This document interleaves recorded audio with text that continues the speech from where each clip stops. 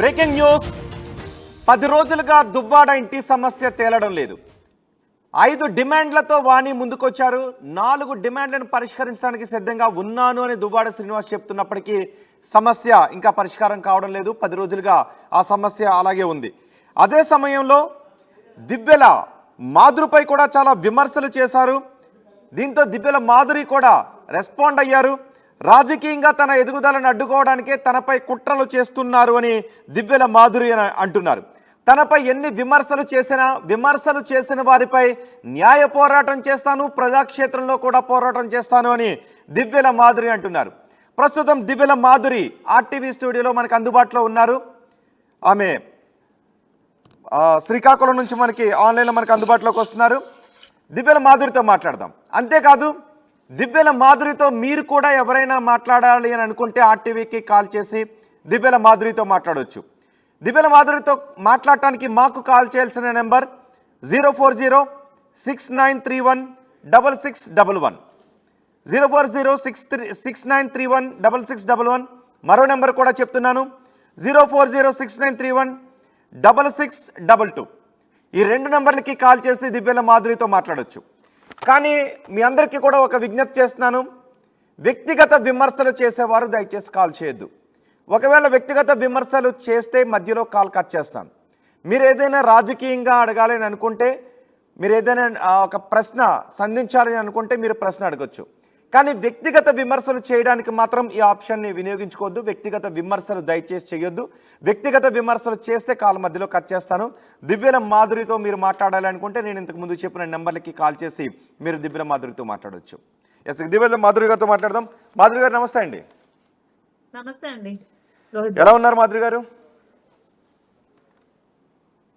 బాగున్నానండి, పర్వాలేదు. మీ వాయిస్ కొంచెం డిస్టర్బెన్స్ వస్తుంది రోహిత్ గారు. ఓకే, నా వాయిస్ కొంచెం లోలో వస్తుందంట, చూడండి ఒకసారి. ఓకే, పూర్తిగా కోలుకున్నారా మాధురి గారు ప్రమాదం నుంచి? అంటే పర్వాలేదు, కొంచెం రెస్ట్ తీసుకోమన్నారు డాక్టర్స్. ఇంకొక 5-6 డేస్ ఉంటే ఇంకా కంప్లీట్ గా కోలుకుంటారు. ఓకే మాధురి గారు, మొత్తం రాజకీయపరమైనటువంటి విషయాల దగ్గర నుంచి దువ్వాడ ఫ్యామిలీ విషయాల దగ్గర వరకు అన్నీ మాట్లాడుకోవాల్సిన అవసరం ఉంది. ఎందుకంటే అది వాళ్ళ ఫ్యామిలీ విషయం అయినప్పటికీ కూడా మీ విషయం గురించి కూడా మాట్లాడారు కాబట్టి, మీ విషయం గురించి కూడా పెద్ద ఎత్తున చర్చ జరుగుతుంది కాబట్టి. ఓకే, ఏంటి ఎందుకు తేలడం లేదు? అసలు దువ్వాడ విషయం ఎందుకు తేలడం లేదనుకుంటున్నారు 10 రోజులైనప్పటికీ? ఎందుకంటే నేను మొదటి నుంచి చెప్తున్నాను, ఆవిడ డిమాండ్స్ అన్ని కూడా న్యాయపరమైనటువంటి డిమాండ్స్ కావు కాబట్టి ఎప్పటికీ అవి క్లియర్ అవ్వడం అనేవి ఇంపాసిబుల్ అన్నమాట. దువ్వాడ ఫ్యామిలీ విషయం అలా జరుగుతున్న సమయంలో మీ పేరు పెద్ద ఎత్తున చర్చకు వచ్చింది. మీరు రాజకీయాల్లో ఎదగాలి, ఒక మహిళగా రాజకీయాల్లో ఉన్నత స్థానానికి ఎదగాలి అని మీరు వచ్చారు. సో ఇది మీ రాజకీయ ఎదుగుదలకి ఏమన్నా ఇబ్బంది అవుతుందని అనుకుంటున్నారా? రాజకీయ ఎదుగుదలకి ఇబ్బంది అవుతుందని నేను అనుకోవట్లేదండి. ఎందుకంటే ప్రజలు అర్థం చేసుకుంటారు.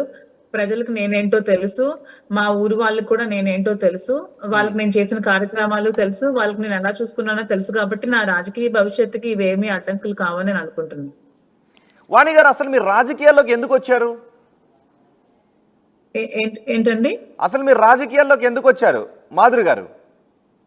రోహిత్ గారు, మీరు రాజకీయాల్లోకి ఎందుకు వచ్చారు? ఏ ఉద్దేశంతో వచ్చారు? ఏ లక్ష్యంతో రాజకీయాల్లోకి రావాలని అనుకుంటున్నారు? రాజకీయాల్లోకి అంటే మాకంటూ మా ఫ్యామిలీ ఎన్ఆర్ఐ ఫ్యామిలీ, మేము జాబ్ పరంగా ఫారెన్ లో ఉండేవాళ్ళం.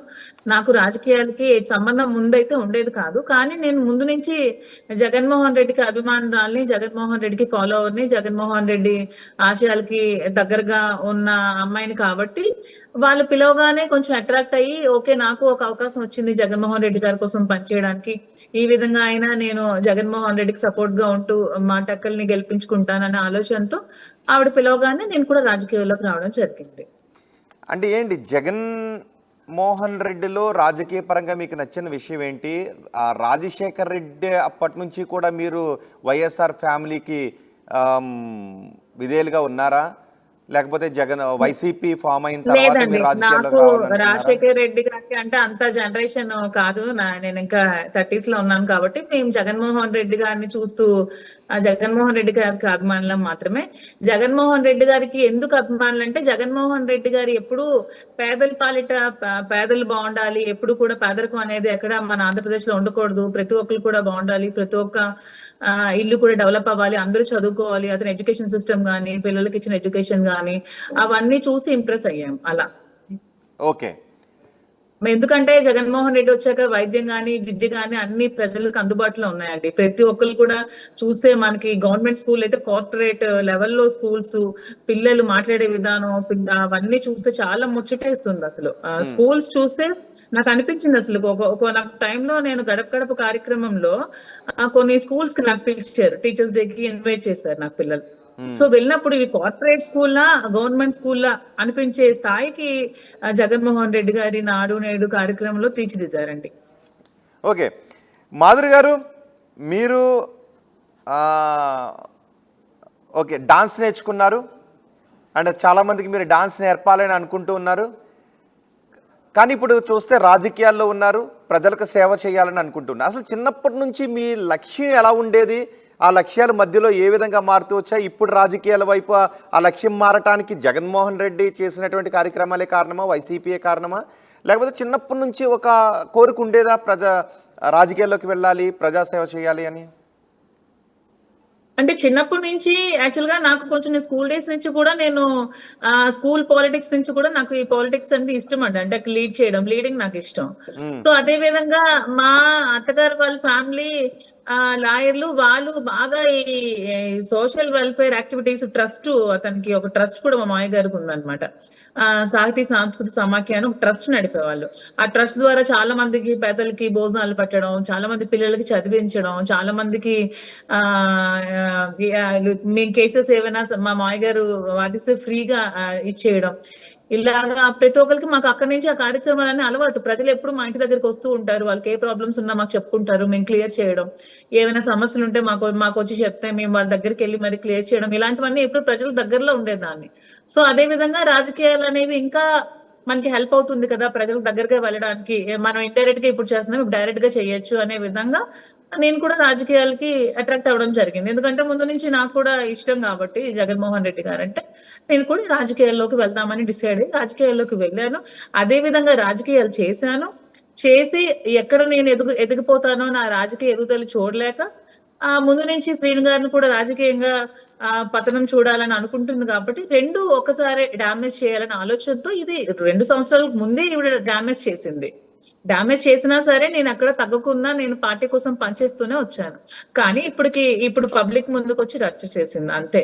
అవన్నీ ఆవిడ రాజకీయ కాంక్షతో, ఆర్థిక అపేక్షతోనే చేసిన కార్యక్రమాలని మీరు ఇప్పటికీ చూడొచ్చు. ఎందుకంటే ఆవిడ చేసిన డిమాండ్స్ అన్ని కూడా శ్రీను గారు ఒప్పుకున్నప్పటికీ కూడా శ్రీను గారు ఇంకా ఊరు నుంచి వెళ్ళిపోవాలి, ఊరు వదిలి వెళ్ళిపోవాలి, ఊర్లో ఉండకూడదు అంటే అందరూ అర్థం చేసుకున్నారు, ప్రజలందరూ కూడా అర్థం చేసుకున్నారండి. అందుకే సోషల్ మీడియా వేదికగా నాకు చాలా మంది సపోర్ట్ చేస్తున్నారు, చాలా మంది కాల్స్ చేస్తున్నారు, మేము మీకు సపోర్ట్ చేస్తామక్క, మేము మీతో ఉంటాము, మేము రాజకీయాల్లో ఇంకా మీకు పైకి ఎదగాలని కోరుకుంటున్నాం, ఇంకా మంచి మంచి పదవులు మీరు చేపట్టాలని మేము కోరుకుంటున్నామని చాలా మంది ఇప్పటికే నాకు కాల్ చేస్తున్నారండి. సపోర్ట్ చేస్తున్నారా? మీకు కాల్స్ వస్తున్నాయి అలా, మిమ్మల్ని సపోర్ట్ చేస్తాము అని, మీ వైపు నిలబడతాము అని?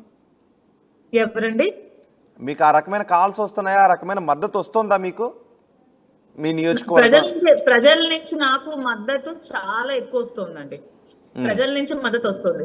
రాజకీయాల్లో మీరు ఏ రాజకీయాల్లోకి వచ్చి మీరు ఈ రోజు అందరి ముందు నిలబడాల్సి వచ్చిన స్థితి తీసుకొచ్చారో, అదే రాజకీయాల్లో మీరుండి బాగా చైనా వాళ్ళకి కానీ చాలా మంది అన్ని నియోజకవర్గాల సోషల్ మీడియా వాళ్ళు, చాలా మంది పార్టీలో ఉన్న వాళ్ళు చాలా మంది కాల్స్ చేసి నాకు ధైర్యం చెప్తున్నారు. అసలు చాలా హ్యాపీగా ఉంది. ఆవిడ నన్ను ఎంత నెగటివ్ చేయాలని చూస్తుందో అది నాకు చాలా పాజిటివ్ గానే అయిందని నేను అనుకుంటున్నాను తప్పితే నేను ఏది కూడా ఇంకా మనసుకు తీసుకోవట్లేదు.